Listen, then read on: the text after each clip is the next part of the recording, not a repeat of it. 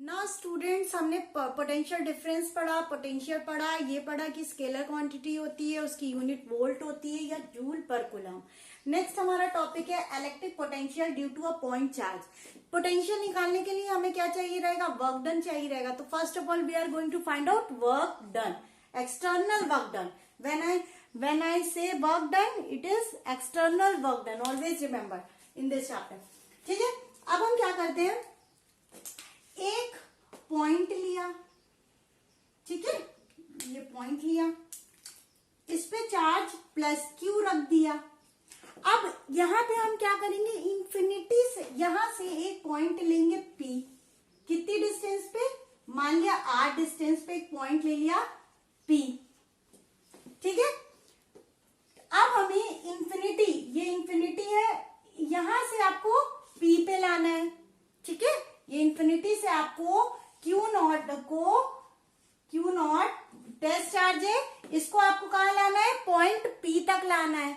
अब देखिए, क्योंकि हमें इसकी और इसके बीच की डिस्टेंस नहीं पता है, ठीक है, या इसके और इसके बीच की डिस्टेंस नहीं क्लियर है। इंफिनिटी मतलब व्हाट, क्या डिस्टेंस है यहाँ से हमको क्लियर नहीं है। तो हम यहाँ पे क्या करेंगे, एक मिड पे, यहाँ कहीं पे इसके पाथ पे एक पॉइंट लेंगे A, और ये जो पॉइंट था मान लिया O था, ठीक है, और ये जो पॉइंट लेंगे A वो x डिस्टेंस पे होगा, ठीक है।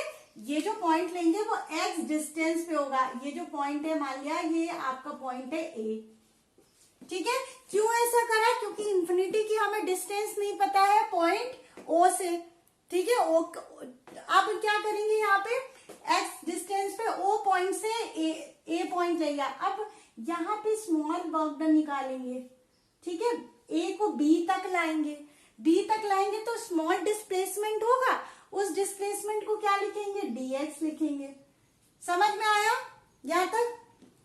आप देखिए, जब आप इसको ला रहे, एक्सटर्नल वर्क डन लग रहा है, लेकिन एक इलेक्ट्रोस्टैटिक फोर्स लग रहा है, कूलम्बियन फोर्स लग रहा है, F इज इक्वल टू, हमेशा याद रखिएगा कूलम्स लॉ की लिमिटेशन क्या है, ये पॉइंट चार्ज के लिए वैलिड है, और इसमें चार्जेस रेस्ट पे होने चाहिए, या एक रेस्ट पे हो या दोनों रेस्ट पे हो, दोनों मूविंग नहीं होना चाहिए, तभी आपका कूलम्स लॉ वैलिड है। अब यहाँ पे एक मूव कर रहा है, एक रेस्ट पे है, ठीक है, तो ये लिमिटेशन पूछी जाती है, ठीक है।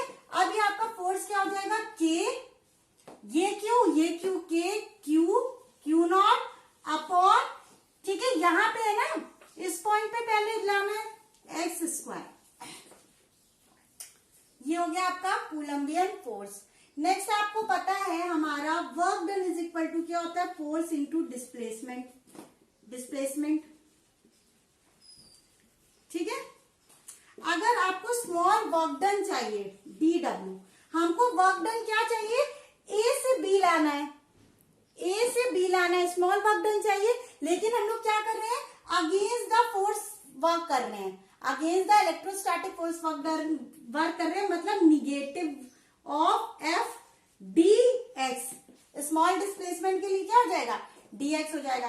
अब यहाँ पे F की वैल्यू पुट कर देंगे आप, ठीक है, ये जो F है इसकी वैल्यू पुट कर दीजिए, यहाँ पे माइनस F की value Q naught upon X square dx।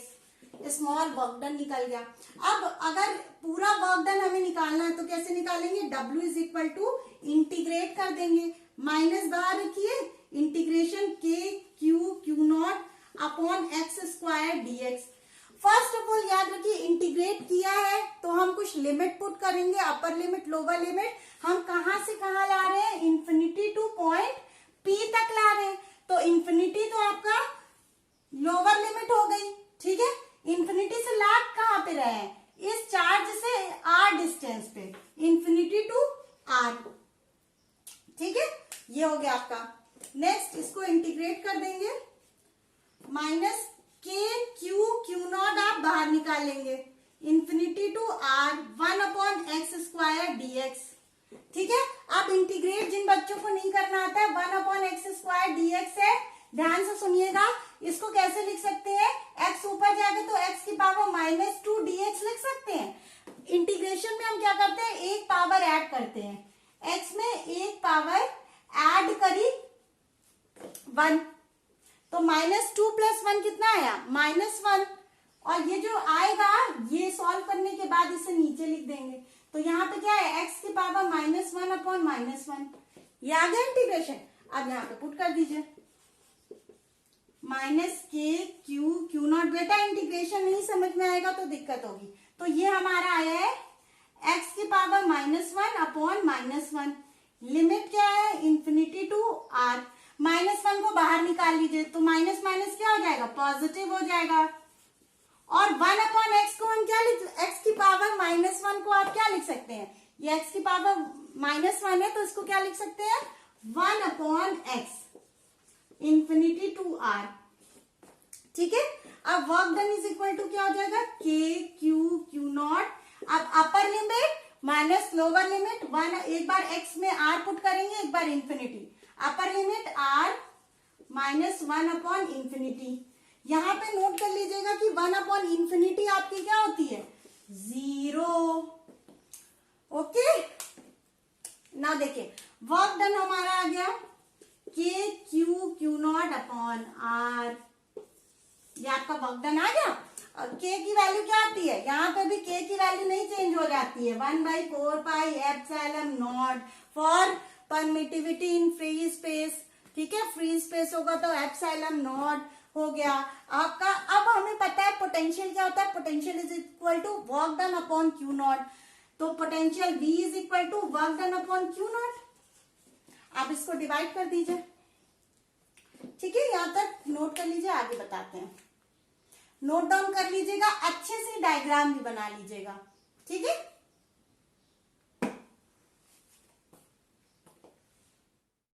बेटा यहां तक आपने नोट डाउन कर लिया होगा। आप देखिए V is equal to W/Q0 होता है।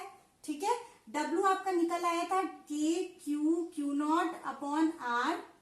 ये निकला ना, डिवाइडेड बाय आप Q0 कर दीजिए। V is equal to k(q)(q0)/r into 1/Q0। Q0 से Q0 cancel, V is equal to k(q)/r आ जाएगा। k की वैल्यू या तो पुट कर दीजिए 1/4πε0 Q/r। एक बार यहाँ पे ये चीज हो गई। ठीक है, ये आप नोट डाउन कर लीजिएगा। एक रिलेशन होता है कि इलेक्ट्रिक फील्ड और पोटेंशियल के बीच में। देखिए अगर आपको पता है इलेक्ट्रिक फील्ड क्या होता है 1/4πε0 Q/r² होता है। अगर हम इसी को r से मल्टीप्लाई कर दें तो r से r कैंसिल हो जाएगा, तो r से r कैंसिल हो जाएगा तो ये आपका क्या हो जाएगा पोटेंशियल के इक्वल होगा। तो यहां से एक रिलेशन निकल के आता है। ठीक है, यहां से एक रिलेशन निकल के आता है V is equal to E into R।